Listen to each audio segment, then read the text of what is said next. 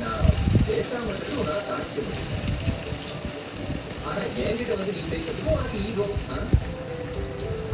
என்கிட்ட பேசுறது உங்க பையன் நீங்க பேசுறது ரெக்கமெண்ட் பண்ணுங்க.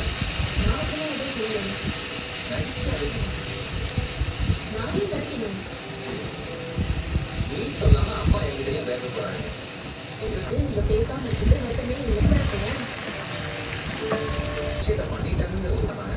எங்க அப்பாவோட இடத்துல இருந்து போயிடுவோம். உனக்கு மனசு வருமா சொல்லு. அது என்ன பண்ணிடுவா? நான் தான் நினைக்கிறதே பண்ணிடுவேன். அப்ப நீ தப்பாவே படிக்கலையா? அப்படி எனக்கு பண்ண என்ன பேர் ஏய் தெரியலையா? காது வச்ச பையனை அவளுக்கு தெரியாமலே ஒன்று கல்யாணம் பண்ணேன்.